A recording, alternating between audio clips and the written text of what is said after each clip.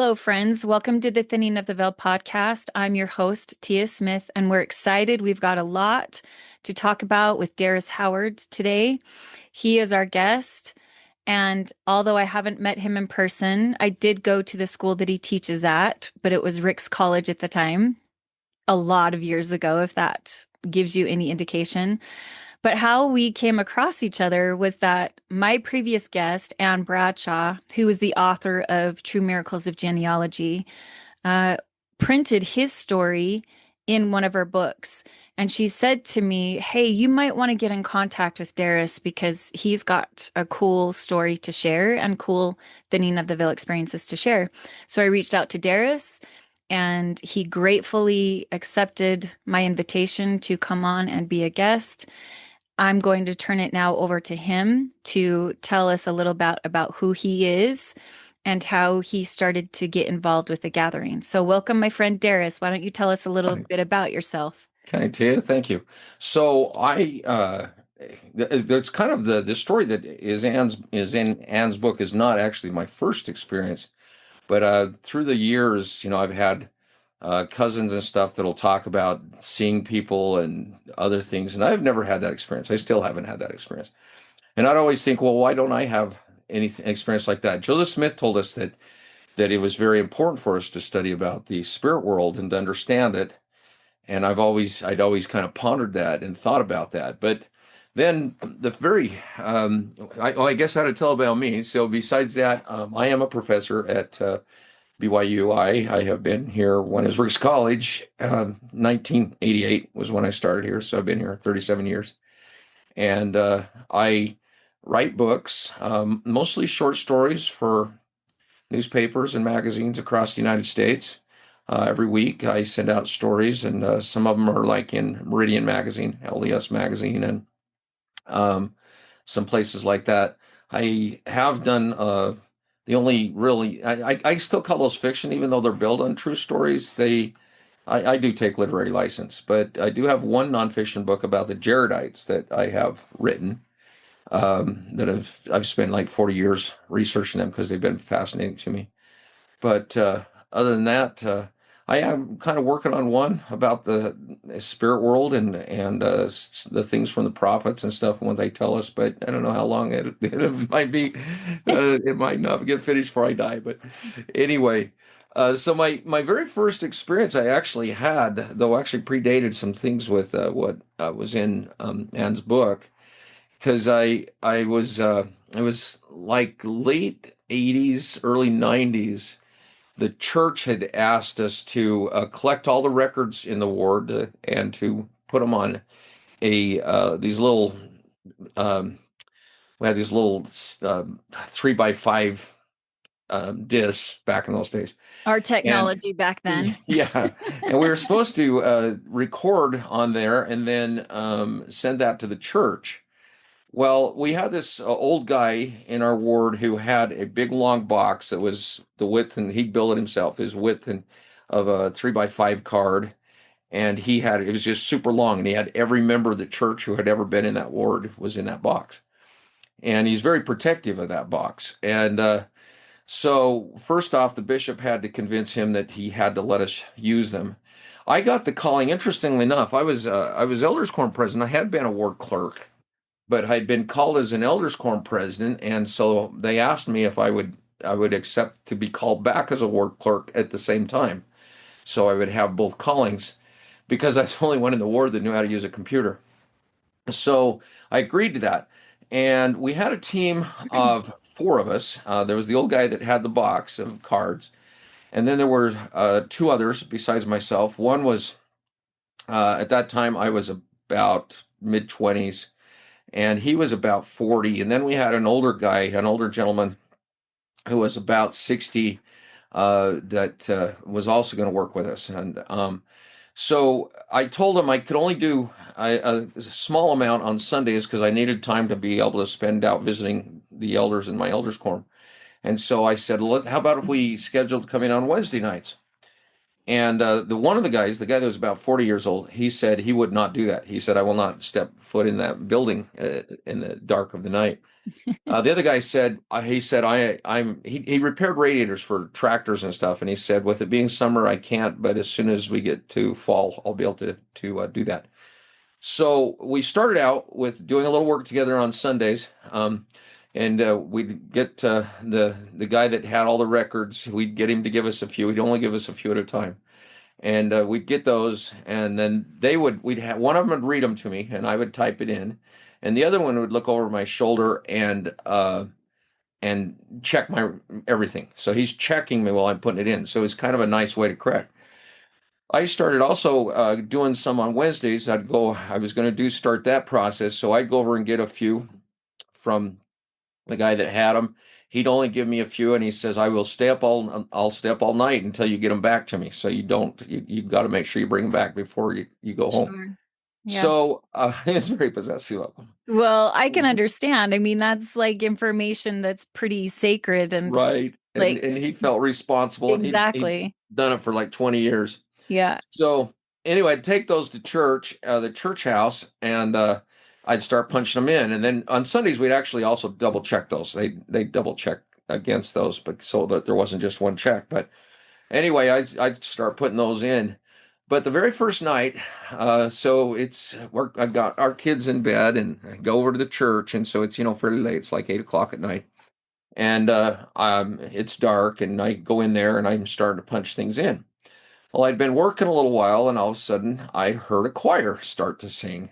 And I thought, well, that's interesting. I didn't know we'd have choir practice, especially not this late.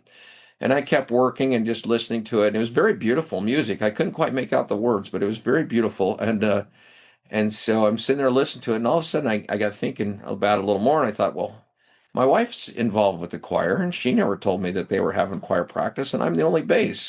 She definitely want me there. So I thought, well, I'll go down and see what's going on. Maybe somebody else is using the building or something. We're the only ward in the building. So I started walking down to the chapel, but it was kind of strange to me that as I got closer to the chapel, it didn't get any louder.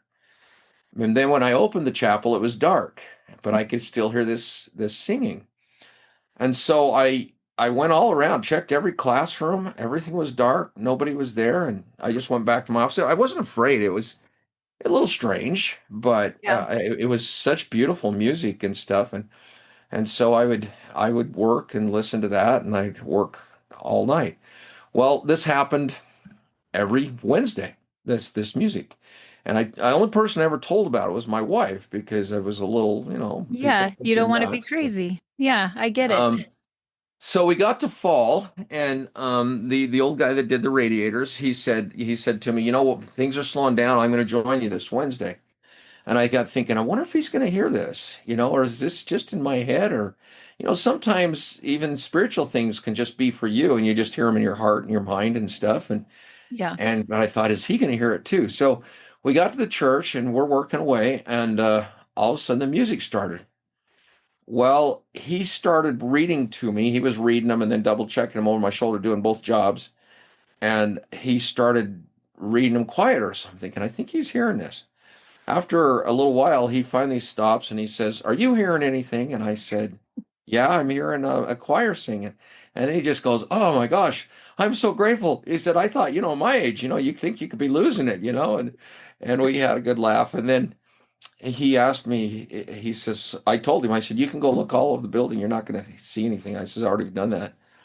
Um, I said, "Do you think that's why maybe the other guy didn't want to come at night?" And he goes, "Yeah, maybe that's why." But as we over time we would talk, and we'd stop every night when we'd hear it. Every Wednesday we'd stop and we'd talk a minute and listen. And he asked me one time. He says, "Well, what do you think it is?" And I says, "Well, I don't know. It's the Lord's building on both sides of the veil. Maybe He can use the same building on the other side. I really don't know." Since then, I've actually kind of had some other opinions. I was at one time, I think it was in the church news, they used to have this thing called the genealogy moment or something like that. And in one of those, there was an article about a general authority that had been in Alaska, and he was in a small town. It was Sunday, and he thought, well, I wonder if there's a branch here. Maybe I'll just walk around the town. It's not that big, and see if I can find an LDS branch. And as he's walking around town, he hears someone starting to, or he hears people singing, "Come, come, ye saints." And he goes towards it, thinking, okay, that's obviously a good sign. It's LDS, and he gets there, and it's an old Catholic church, an old actually Russian Orthodox church, and he's thinking, oh, man, we're just renting it. I mean, we've seen, we've done that on one of my little branches I was in on my mission. They rented a little church, and anyway, he walks in and nobody's there, and so he contacts church headquarters about it and explains what had happened, and they told him this has actually happened before. It's usually an indication of people wanting their work done. And they said, "Is it anywhere near a cemetery?" And he said, "Well, it's built right in a cemetery. There's Oh, tombstones all the way around it." And they said, "We'll send a team up to see if we can get the names off of the tombstones." Anyway, so I got to think about that, and I thought, well, maybe it has to do with the work we were doing, that they were singing because of the work. There's another story that is in my ancestral things. I mentioned it's in the book, the Logan Temple, the first 100 years. oh yeah, I have that book. I have And that my book sitting on my did you get it shelf. after I told you about it? It's a good No, book. I've actually had Well, it before. you just haven't read it. Have you read it? There's this section in there where the Hale family, which is my mother's side of family, finished a great work. And that night, as the mission president's heading home, the he kind of looks back and thinks maybe the temple's on fire, and he runs back. He turns his horse around, goes back, and it's just lit up, and there's a choir singing. And he talks to church headquarters about it, and they said, well, did you finish a great work? And he tells them about this family finishing just thousands and thousands of names. And he says, well, the church headquarters told him that in a something like that, be given 3 nights of celebration, and they said expect it for 2 more nights. Wow. And the story in the book talks about how people would actually gather out on the lawn before dark, and with picnics and everything on that nice temple ground below the temple. And then as it got dark, the temple would light up, and they'd hear the choir singing. Well, I got thinking about those stories and thought, I'm wondering if maybe these people are celebrating and they're singing because of the work we're doing. Part of that, there was some experiences that happened along the way that made me think that might be the case. One in particular, it was on a Sunday, and we're working away, and they're one guy's reading, like I said, and the other would look over my shoulder, and so I'm punching in this stuff. And at one point, the other two start laughing, and they say, "Don't punch that in. Stop punching that in." And they said, that's wrong. It's wrong on this record." And I said, "Well, what's wrong about it?" And they said, "Well, the person that you were punching in that he was sealed to in the temple is actually his mother-in-law, and he Oh, did not like her. And they said he would probably haunt us for the rest of our life if we punched that in." So, oh, uh, that's funny. so I changed it, and we got it right, and we put a little note on that. We didn't dare change it right on the card because the other guy would, Right. He'd get after uh, you. we put a little note on it, the sticker note on it for him to make that change. And I, of course, didn't know him. I was new enough in the ward. I didn't know him, but they said, yeah, he wouldn't like that. And so they said there was quite a few of those corrections. As hard as that guy worked to make everything perfect, we're all human. And Yeah. so Yeah. that was my first experience. That singing. Interestingly enough, we hadn't quite finished the work before we went and we had to move buildings. They were doing some remodeling. And so we moved to another different building, and we continued to work there. When we came back a few months later on Wednesday nights, I never heard the singing again. It was Really. gone. And What my I wife lo always said she wished she'd come over and heard it, but Yeah, for sure. And what I love about that experience is that usually when you have these experiences, they're singular to you, right? No one else really experiences it with you. But the fact that your co-worker, for lack of a better word, your brother who came to help you with this work, also had the exact same experience. yeah, I'm That's wondering. truly remarkable. I wonder if the other one had heard it too, Yeah. something like it, and maybe that's because he would not come over to the church on at night. Well, if it Really? was a big ward party and lots of people there, Sure. he Yeah, would yeah. come, but to Yeah. come and work there in the dark, he wouldn't do that. So Well, and I love the pattern of music being involved because throughout the history of the church, music has always been involved in praising God, right? So when we're having thinning of the veil experiences, they can be experienced with a musical aspect to it from the other side of the veil as, redeeming songs of joy. Can you imagine what those songs are? They're probably singing them 24/7 over there, what with all the temples we have on the earth and the amount of work that's getting done. So I love that you experienced music and also experienced it in real time with another member of the church. What a glorious experience. So was that your first experience or one of your that first was probably the experiences? first time I really experienced. Well, you can go clear back into my mission. There was times when I was in New York, and sometimes we'd be in some pretty tough, maybe dangerous situations. And there was times I never saw anybody. I never have.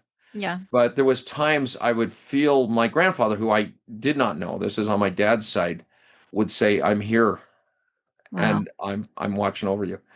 And so, I would sense him almost saying that to me, and he'd give me courage, beyond what I thought I would have. Yeah. So I think that happens a lot. I think that they're around us a lot, Yeah. helping in those areas. Brigham Young talks about how if you're righteous on this side, one of the greatest things that will occur in the spirit world is Satan will have no power over you. And if you are wicked on this side, when you get over there, you'll be totally in his power. You'll be one of his workers. So the righteous will go over there to help their posterity righteously, and the wicked will go over there to also work against their own posterity and those they know and love, which is kind of a strange feeling, but Well, it's always going to be a part of this work because the law of opposition states yeah, that we're going to have opposing forces, especially when you're involved in this work, because this is the great latter-day work, right? In the final dispensation, all of this, all of these invitations have been placed upon our shoulders and also covenants and ordinances. So, of course, we're going to have those on the other side of the veil who oppose this work, who don't want it to happen, kind of warring with those on the other side who do want it to happen. It's like the war never stopped, it's continuing on, and we're in the middle experiencing both these forces. Because I always tell people when you're having thinning of the veil experiences, expect both, right? And so when you're going through these experiences, know ahead of time that you're going to have, opposite experiences from the thinning of the veil. But I love that they help us with the gathering, whether it's on the other side of the veil or this side of the veil. They're wholly involved in it at every step. We just need to have eyes to see, really. and So after this sorry. singing, what was the next kind of few experiences that you had? And I love that you're teaching us along the way. So keep teaching us Yeah. this doctrine because it sounds like you've been studying it for a while. Well, on Brigham Young talking about how either you'll be free of Satan or you'll be under his control. When we get over to the spirit world, he won't be able to hide himself from us. We're spirits, he's a spirit. Yeah. So we'll see him. And so those who are righteous will know, I think they'll know him and be able to say, leave me alone. Whereas those who are wicked, they're just going to be part of his force. They'll Yeah. say, hey, come join me. And they'll do that. But my one in the book of that Anne has was a real interesting experience. This was about 3 or 4 years later. It would be 1997, but it started in 1996. So 1997, the church had that sesquicentennial celebration of the saints coming into the valley, and they asked us to all do something in celebration for that. St. Anthony always had a big Pioneer Day celebration, and so it was just kind of some that would work in well with that. And as part of that, in 1996, as the church announced the kind of the kickoff for that, I felt this very strong impression that I should write a musical. And I thought, well, that's really crazy on multiple fronts. Number one, I am not a musician. My wife actually is. Number two, I have never even been in a play, let alone written one. And number three, what did I even write about? So I just kept putting it off and putting it off, and the Lord started. It's like He started pushing me harder. And first thing that happened is just right after I'd been started getting this impression, the Pioneer Days was doing the musical Oklahoma, and this was in 1996, and the lady called and asked if I would be part of it, if I would play Judd, and I told her I wasn't interested. And anyway, so then she does what some people do, get your husband involved. They called my wife. She called my wife and asked if she would convince me to be part of it. So we're heading up camping. My wife says, "Hey, let's pull in here to the Stake Center." And I said, "Why?" And she says, "You can try out for the musical." And I said, "Honey, I'm not interested."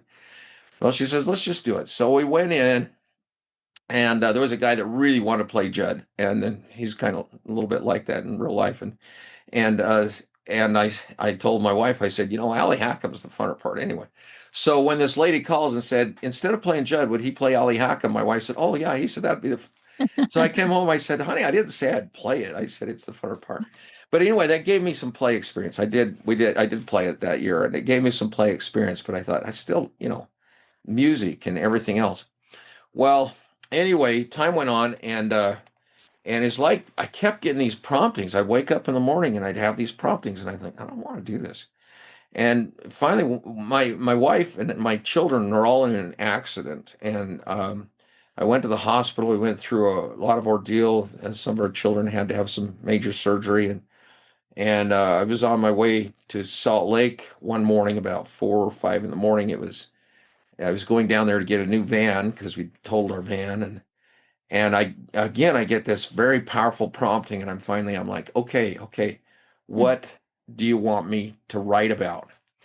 And before I mean, I had no sooner said that than my mind was so flooded with thoughts and things, a pioneer theme, and about my mother's family, the Hale family, the same family that I talked about on the temple, and it just was flooding full of thoughts, and I thought, I'm driving. I can't write these down. But anyway, I got home, and when I got home I bought the new van and got home that night. I got the kids in bed, and I just told my wife I'm going to lock myself in the room, and I'm just going to start doing stuff. So I just started writing other stuff. And I was not one to study family history. That was an old people thing. But I just started writing all these thoughts and everything, and just the play came together within just hours. Really, the whole musical. I was writing so fast. I probably by the time I went to bed at like 1 or 2 in the morning, I probably had 50 pages of musical, and I had songs that came to mind. And one song really interestingly in particular was I was given the music but told to wait. That I felt very strongly that the words were not yet. So anyway, I started putting this all together, I was writing about our family history, and I thought, I don't even know how accurate this is. I just haven't read anything. Well, I had it pretty well all put together, music and everything, and my wife and another guy worked with me on the music, and I had the music, the lyrics, and I'd sing the music out into a tape recorder, and they would help. But I got to let's see, I guess it was November because it was Thanksgiving time. I went to my brother's house, and my brother's really into family history, really. And I was not feeling well. I asked him if I said, "Can I go down to your spare bedroom and just lie down?" And I did that. And I just laid there. I felt better laying there, but I couldn't sleep. And I looked up, and he had a bookcase full of the histories of family histories. So I pulled one of those down, and through the time I was writing the play, I'd make up names and stuff to put into the story because you have to have names for Yeah. people in the musical. And as I'm starting to read through this family history, their names that were in the book, and they weren't. I mean, I didn't know them. I thought I'd made them up, but I had obviously been getting inspired from somewhere. So anyway, we had a fun run with that musical that year. It turned out really well. I had a couple experiences though. At one point, because my wife and I had never done any directing or anything before. We actually worked with this other couple that had. The guy was actually a theater major, and at one point, they wanted to put in this I don't know, a dance, and I felt a very strong impression. In fact, I heard a voice spoke to me so much I thought somebody by me, and I turned to see who, and it wasn't. But the voice said, "Don't let them do that to me." Mm. And it was kind of a crazy dance, and so I nixed that, and then I did this other part, and the guy says, "Well, don't you think that's overkill?" Because it's a very tender moment as the one guy lost his wife, and I said, "I don't know, I feel to do it," and we did it, and it was beautiful. It really turned out well. But as we finished that the last run of that, and I was scared to death because I'd never put myself in front of the public because any of my writings before, Sure. and it turned out really well. But as I finished the last production and the crowd's all cheering and everything, I felt something say, "We need to talk." And so I went into this other room, and at that point, I felt, again, I've never saw anybody, but I felt someone say to me, "You've done a good job. We have to go now. So keep working, keep trying to, think of family and do family things." And it just felt like I was in a group hug, like a whole bunch, Yeah. people hugged me, and then it was gone. And I've never had those impressions of again, all those impressions of that all happening. So. What was the one point where you were told not yet? Was there Oh, any? yeah, so this song was the music. Basically, we got to Christmas time, and my wife and I we were expecting a baby. We were about 20 weeks or somewhere near there. I'd have to ask my wife. I can't remember, but it was about 20 weeks. And my wife said, "I haven't felt the baby recently," and so we went in and we'd lost the baby, and that was really hard for us. And so I got my kids to bed that night. After I was with my wife, and I went home and got my kids all in bed, and I went up and I just cried. And I was in this room, and all of a sudden I felt a prompting say, "Now is the time to write that song. Now you get the words." And the words came so perfectly that we hardly had to change them at all. It was called "Rest Well, My Baby," and it's a beautiful song for hope of the resurrection. It's basically the resurrection will come and I'll hold you in my arms again. And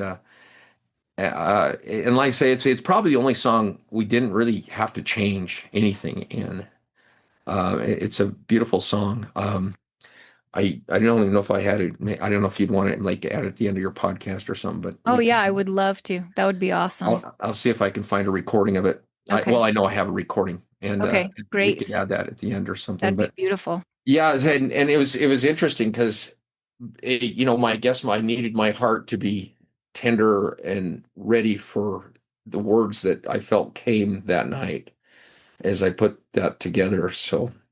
Your experience sounds very similar to me about my friend Rob Ferguson's, where an ancestor came and gave him words and then a tune to the song. And that's called Ancestor's Plea. And my friends, if you haven't watched that episode, go watch the episode because it is so similar to Darius's experience, where he was prompted to write not just one song, but multiple songs, correct, for this celebration. And it was all about family members. And the names that you used, you thought you were pulling out of thin air, but you later learned that they're actual ancestors' names. And I love this experience of the other side saying, okay, it's not time yet. Your heart isn't in the right place yet for this special song to be written. And I believe that it is because when we have these experiences and we're given knowledge from beyond the veil, they can help us make things better than we could ourselves for obvious reasons, right? And it's all about the gathering. It's about the testimony of the Savior Jesus Christ and the resurrection, which they are wholly focused on. we're not, I mean, we focus on that here, but they are solely focused on that day where they can be brought back their body and soul together. And I love that idea that they are involved with music on the other side of the veil, making sure that we get the work done here. So, did you have any more experiences going forward from that? Well, I just simple personal ones, little ones, but not nothing to the extent of those. We did have one time, and this is kind of a strange one. And I think what this does is it shows us how much we're interconnected with them, a lot more than we believe. But my wife, when we were getting engaged, she had a well, I wanted to get her a really nice ring, and I spent a lot of time working and trying to earn that ring. In fact, one winter, the national news kept saying that we're up here in St. Anthony, Idaho, was the low of the 48 states at 50 below.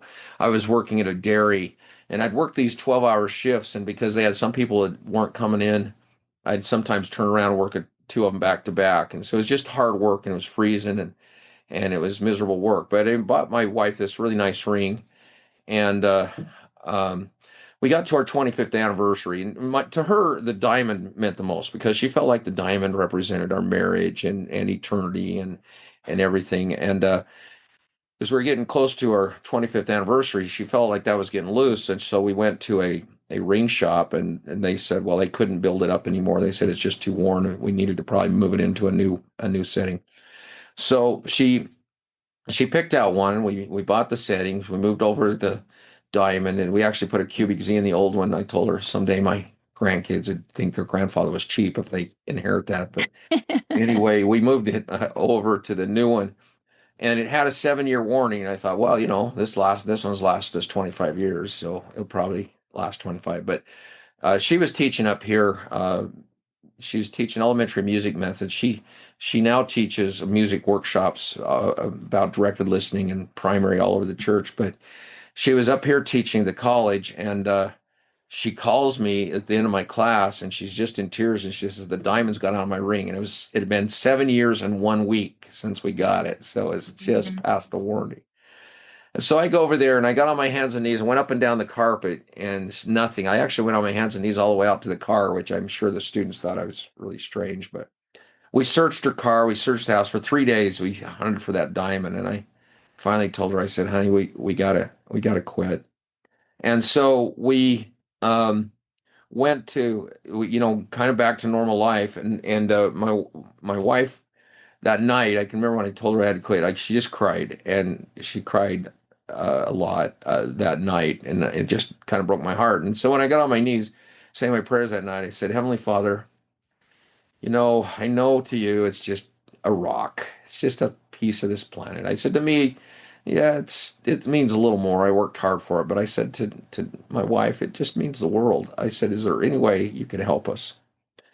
Well, the next morning we got up. Now, my wife had a daytimer that kind of ruled our lives, and she had this footstool, and we would sit down on Sundays and go through everything for the week. And if anybody had any adjustments at night, we would make those adjustments. And then she'd turn around and set it on the footstool so that, especially for me, so I could come up and look at it and go, okay, let's see, I need to pick up this child at this time and get them to this, or whatever.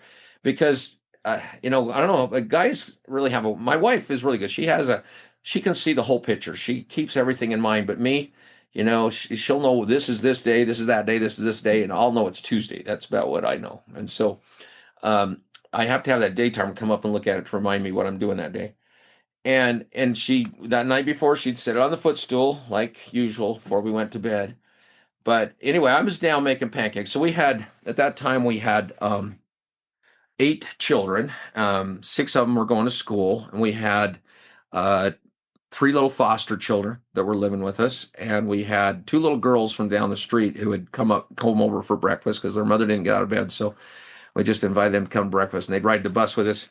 It was really cool because the bus, I mean, if I was ever late, I mean, we had so many kids that, we were half the bus. They wait for us. So they're very patient. I think I was gonna have to run to school and know the bus would be there waiting. But anyway, so I'm in making pancakes, and Donna would shower, and then she'd come down and start doing hair and signing notes for school. And but anyway, she comes down from showering, and she comes out, and she's like, "Honey," she said, "look what I found." It was the diamond, and what had happened is that book had been folded shut. It had been set in her there in front of her chair, so you couldn't miss it. And on the diamond was sitting on top of it, the only place we would have ever seen it. Wow. And that night, when I thanked our Heavenly Father, I said, you know, thank you, and I felt Him say, "I let those who love you, who've gone on, help you." And I think He does that more than that interconnection. Our Heavenly Father, being a parent, and all of us being parents understand this, that if something is important to your child, it's important to you. My kids had this teddy bear. It was the ugliest, rattiest, little teddy bear. But everybody, if somebody got sick, everybody had to have Toby, because he was. So we were disinfecting that bear and then passing it to the next child, and they'd always have. And it was so ugly. I was almost embarrassed to have it in public. But on the other hand, I'd about give my life for that stupid bear because Yeah. it meant something to my kids. And I think our Heavenly Father is the same way. And I think a lot of that He helps us with comes from this connection to those who love us too, who have gone on. So I have no doubt that, you know, and it's a real strange story. The diamond, doesn't, it's not a world life-changing event, but to lose one, but to have our Heavenly Father care enough and to have those who love us who've gone on, have Him let them, show their love to help us. I think that's what meant more to me than anything Yeah. than the diamond by far. But, Well, they're solicitous for our welfare. I think that was Joseph Fielding Smith who said that. They know us better than we know them. They can see us better than we can see them, and they are solicitous for our welfare. So all of these experiences that we are experiencing in mortality, first of all, they've gone through it themselves and they know how we're feeling. And second of all, they're going to do everything in their power, right? To help us even in the little things. And I think if we could have our eyes open more than we do, we would see the frequency of how often they're actually around.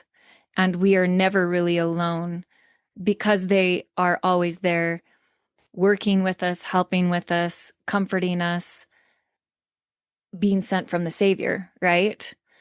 So, in your experiences and your studies of your book that you're currently working on, because this is interesting, my uncle, who just passed a couple weeks ago, he was also writing a book on the spirit world. And he would tell me a lot in his research what he was learning. He would actually go teach it, a class of it. He was a seminary and institute or seminary teacher. And he then used that to teach others after he retired. But he was talking about the spirit world. Tell me one of the things, one of your most favorite things that you've learned in studying and reading for this book.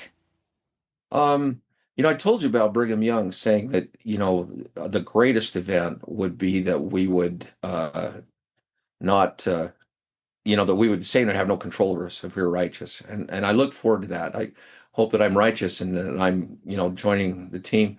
But Brigham Young, interestingly, he's in reading some things about him, he said the second most important thing to him, and this kind of shows his humor and stuff, Uh-huh. is he said, "You won't stub your toe."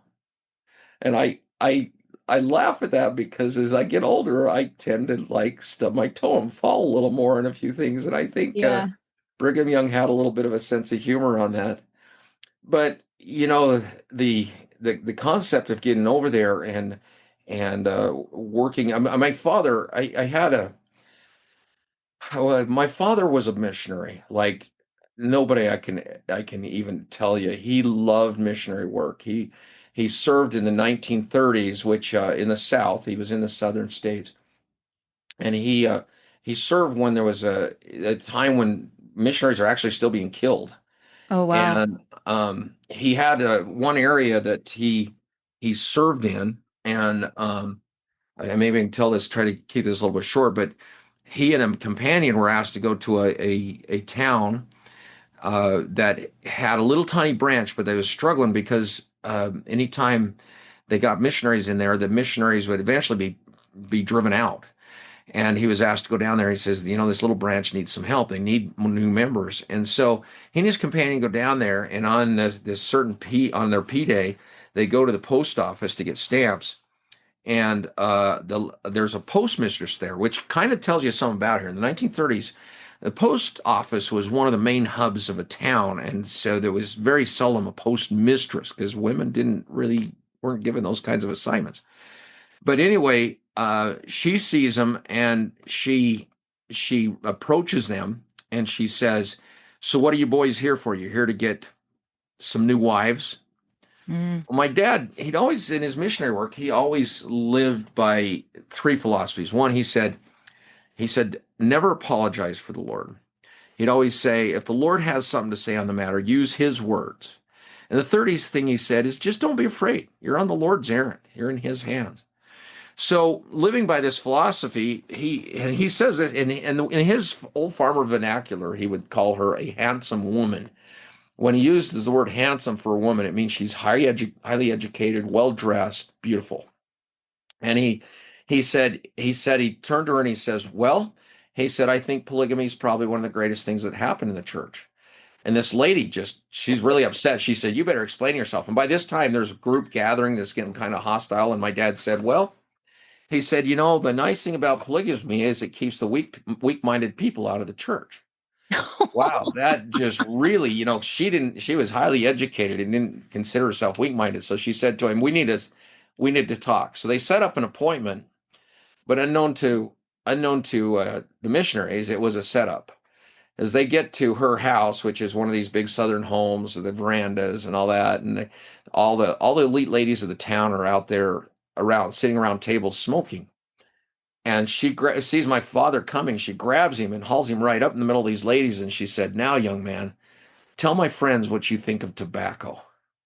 Well, of Mm. course, in the South, and I've had friends from the South who say, you don't diss somebody's truck, you don't diss their horse, you don't diss their dog, and you don't diss tobacco. So my dad, living by his philosophy, turns to D&C 89 and he reads, "Tobacco is for use in sick cattle." Well, you can imagine how that went across with all these ladies in their beautiful evening gowns and sitting out there smoking. But the lady that had confronted him on it, she started to laugh and she goes, I've always hated tobacco." She said, "It's good to know the Lord has the same opinion." Well, from then on, she made it clear that as far as she was concerned, the missionaries were to stay and everyone was to leave them alone. And my dad later found out she was the wife of the governor, and she ran the town, and nobody dared defy her. So the missionary work started really booming, and down there now, there's steaks and everything. Well, my father, uh, later on, they went on a mission. My parents, my dad retired. It was really hard for him, and I said, "Why don't you go on a mission?" And he goes, "Well, because when I get out there, they won't let me teach the gospel. They'll think I'm too old, and they'll set me in a room where all I do is shake hands with people who are already members." And I said, "Dad, put your life in the Lord's hands." It's kind of like we reversed roles in life because that's what he'd always tell me. My dad, when I'd go over to see him at where he'd work, he had a business. I'd go over there maybe at lunchtime from school or something, and they'd say, "Well, he's off with the Catholic father and Presbyterian minister to talk about religion. He's bought him dinner for the day." I mean, that's what he'd do. Yeah. And so anyway, my dad, he said, I want to teach the gospel. I'm going to go out. And I said, "Well, put yourself in the Lord's hands." Well, they get called down to Georgia, and they're working in an employment center. And guess what? My dad's job is to greet the members coming in and shake hands with them. And he hated it. He'd call me all the time and tell me off.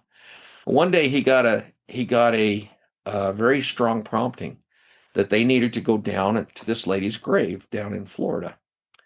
And the day he felt they should go happened to be a P day, and so the mission president gave him permission, and my parents went down there. They started really early in the morning because it was a ways, and they're older and didn't drive late. So they get down to this cemetery, and it's a huge, huge cemetery, and they don't know where to go. And which And so lady again is this? Is This it? is the one that had confronted him Okay. on, Okay. she Yeah. had never joined the church. I gotta tell you this about her. She'd never joined a church. None of her family had, but she had become very supportive of the church. In fact, she sent missionaries on missions. She paid for many missionaries. But she had some things she just could not seem to give up to actually join the church, and so she loved the church though, and paid tithing, all sorts of things. Wow. But anyway, my father, they saw my parents saw this guy cutting grass. They went over and asked him where this family was, and because her husband had been governor, they they knew he knew the family, and he pointed out where they were, and he said it's right by those people over there. And they looked, and there was just this one other group of people in the whole cemetery, this huge cemetery. So they go over there, and my dad immediately starts to engage the people in conversation about, the plan of salvation. I mean, we're better than a cemetery, right? Yeah. Perfect. And so he gets talking to them, and the people are, there's one of them, the oldest one, the oldest son, the oldest boy, he's just staring at my dad, and finally he goes, "You're that missionary that my mother loved so much." Well, see, they find out these are her kids. And they said, "We haven't been Mm, here in 10 years. What's the odds of us coming on the very same day?" So they talked a long time and shared stories. And then, as my parents were getting a little concerned about getting back before dark, this oldest son, he said, "Hey, before you go, can you do something for us?" He said, "Before mother died, she made us promise that we would do something." And he says, "None of us ever joined your church. And so we really don't know what she's talking about. Mother knew more about your church than any of us." And he said, "But she made us promise we'd have her work done in some kind of temple building. Do you have any clue what she's wow. talking about?"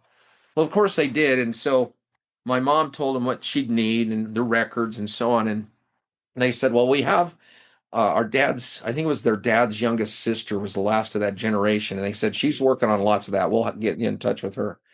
Well, I can remember my dad coming home that night, and he called me, and I think he's going to chew me out again because he's hated being down there just shaking hands with people. And he told me the story, and I was like, "Dad, I think I think for the first time, I said, you found your point down there. You found Yeah. why God sent you there. God doesn't allow people to get in His debt." And I think and my dad used to tell me the first part of the story for years and years and years while we milk cows. And I got to see more of. I don't even think it's the ending yet, but I've always thought, why did God have Mormon do all that abridgment? Why did he have him when he's a general in the middle of war trying to save his people? Why was he chosen? And I think it's because Mormon knew the end of the story. Yeah. He is the only one that knew the beginning to the end. He knew the end.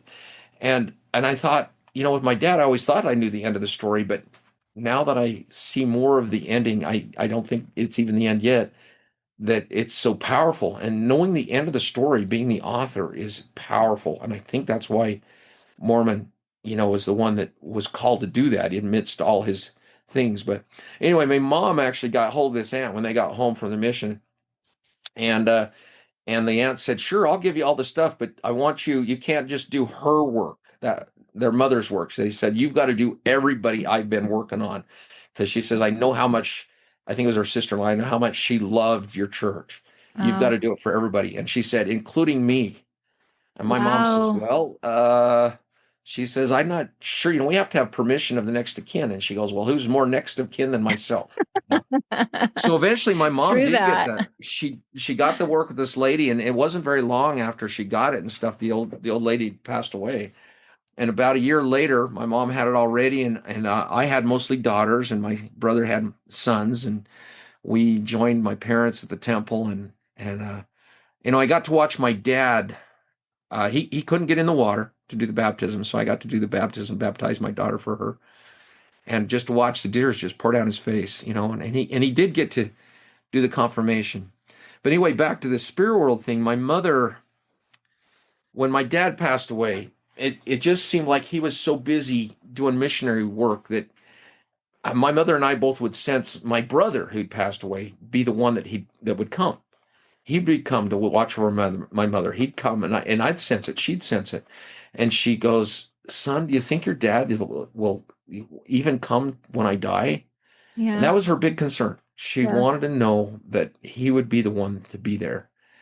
And the day my mother passed away, we were kind of, she was in an assisted living here, and my wife and I would, take her to everything and get her books out of the library, take her, get her shopping done and anything. So we're, grown very close to her. And we knew her time was really short. My nephew came and helped me give her a blessing. And after we gave the blessing, I very powerfully heard my father said to me very clearly, "Son, I'm here. Mm. It's me."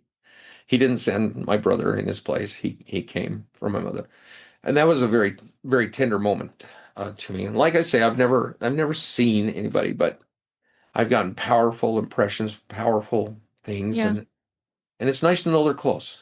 You know, Yeah. And I think there's various ways that the veil parts. I mean, it's seeing, hearing, feeling. It can include all or some of the senses that we experience as mortals. And maybe one of the reasons why your dad, and this is just me thinking out loud, didn't come for a while is because he was busy doing missionary work. He was doing the thing that yeah, he loved, right? And I love that you mentioned Mormon because when we're talking about the abridgment of the Book of Mormon and he was so busy being a general, maybe the reason why he was chosen is because he, with firsthand experience, saw the carnage of war and death and um, the evil of it all. And then abridged according to what the Spirit told him, and within that context of bringing joy and peace to all of us who would experience that kind of mortality. yeah, So I'm grateful that he had that point of view while he was abridging, because we can look at it and see the importance of the gathering, the importance of the covenant, the looking forward to our dispensation and the restoration of all things. And that is what he held on to in the middle of his horrendous experiences, I am sure. So, yeah, and I look at him, how as in his writings he'll tell us, the covenants his people had made, the covenants God had made with them, the prophecies, and how they're all being fulfilled. And I think it gave him hope to be able to say these prophecies pertaining to the resurrection and everything else still lay ahead, yeah, but everything else to this point has God has fulfilled, and He will fulfill these. yeah, And knowing that end of that story, I mean, he knew that the prophecies were fulfilled. He was there and it yeah, was happening. yeah. Gave him so much power in the writing that no one else could in any other way. Well, and it should do the same thing to us then. We are literally fulfilling prophecy as we're gathering scattered Israel on both sides of the veil. There's power in the gathering and in the experience and in the fulfilling of prophecy. And that's really what this podcast is about, is this is a fulfilling of prophecy of generations of people testifying of the miraculous indications that God is always in the gathering, that these experiences that you've shared today are evidence that the prophets, including Enoch, because we have talked about Enoch a little bit in this last episode, his eyes were upon the fulfilling of the prophecies in the latter days. His eyes were upon us. The temples that are dotting the earth are evidence of the love that God has for all of his children since the beginning. Yeah. And I feel so um, grateful that I'm a part of the miracles that are happening in this last dispensation, that my eyes can actually physically see instead of just my visionary eyes seeing. I'm in real time participating in these glorious events leading up to Zion. So thank you so much for joining us today. How have these experiences strengthened your testimony in the Savior Jesus Christ? Well, having felt of his power and the love of those who've gone on, I think more than anything, it's given me a strength of understanding of the importance of family and the covenants that we bind us to them to us. And I think more than anything, these experiences, and like even Heavenly Father helping my wife and letting them help my wife with the loss of her ring, her diamond, I think just shows that they're there. They love us. God loves us. And, we're all in it together, both sides of the veil. Yep. They're in the small details and the large ones. So thank you for joining me today. I'm super excited to hear your song. I myself have lost a child and, well, two. And so I'm excited to hear that gift that was given to you to write this song about all mothers who have lost and fathers who have lost babies on both sides of the veil. We They, lost, yeah, we lost two. We had a little foster girl that was, oh gosh, and this is going to be hard for me. She was really sweet. She was about 2 years old, about 19 months. And when I'd come home from work, she would meet me at the door and she had chubby little fingers and she'd drag me to the couch and she'd climb in my lap and if any of the other kids got near, she'd slap them and say, "My Mhm. daddy." That was her time, except for the one that was just about her age. And while she had um, been through her mother had been on cocaine when she was born, and she had a weak immune system, and she died in her home on Christmas morning. It was really hard, and I don't think in my life I'd ever questioned God too much before.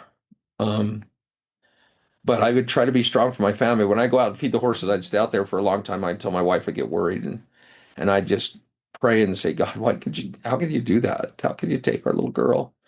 And he one night, as clear as anything I've ever felt, I felt him say, "She's my daughter as well as she is yours." And even though we were trying to adopt her, he said, "I love her even more than you do." He said, "You got to trust me that I did what I felt was best for her." So, and that's always been comforting to me that, he's in control.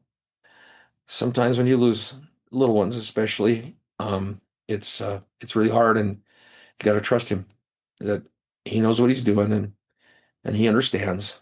Yeah. So And that's the commonality with uh, not only us here and now, but our ancestors. I mean, the amount of children that were lost on the trail, the amount of children that were lost in the massacres, the amount of children, it's these empty arms that are comforted when we are restoring the relationship between father and son, mother and daughter. And I'm super grateful for the gospel for that very reason, yeah, because that pain that you experience, and I haven't shared my experience yet with everyone about my twins, and I will at a future time, probably in a few months. But that pain that is overwhelming and inconsolable at times. But the reality is, the Savior Jesus Christ made it all possible for us to be reunited. And I will see and raise my children someday, and you will also have the opportunity. And that is the glorious truth of the doctrine of Jesus Christ, for which I'm very, very grateful. So I don't know how people without the gospel I don't survive either. things like that. I don't either. I So think that it's probably super debilitating in so many ways. So, and that is our charge, to go spread the joy of the gospel to everyone on both sides of the veil. So, super grateful to live in a time where I have that knowledge and I have the ability to help other mothers on the other side of the veil. That's my favorite thing when I'm doing family history, is restoring children to their parents. It's just, I do this little happy dance that I have. Darren's like, "Oh, you found another one." I'm like, "Yep, it's been a good day." So thank you for joining me. We'll include thank that you. song at the end of this video, and keep in touch. I'm super interested in your book about the spirit world. I've studied that quite extensively myself, and I find all of it so fascinating. So thank you. Thank Thank you. you. Yes, and we'll talk to you soon. Thanks. Oh, my friends, upcoming next week, we're going to be talking about translation. And I'm not talking about translation of scriptures. I'm talking about Enoch's kind of translation. I'm excited to talk about that. We are going to continue to talk about different doctrines that Enoch brought to our minds in the story of Enoch and his experiences as we look forward to Zion. Today, though, as we have listened to Daryus and if we've studied Enoch as a patriarch, I want to wish all of my friends and dads out there a happy Father's Day. Thank you for who you are. Thank you for exhibiting the power and the priesthood that bless us all. And we cannot do it without each other. So thank you to all my fathers, both blood and others who have affected my life. And I hope that you have a very happy Father's Day and know how grateful we are that we have you in our lives. So, all right, Daryus, my friend, we will stay in touch. And thank you for being my guest today. We'll Thank see you. ya. We'll see ya. Bye. Rest well, my baby.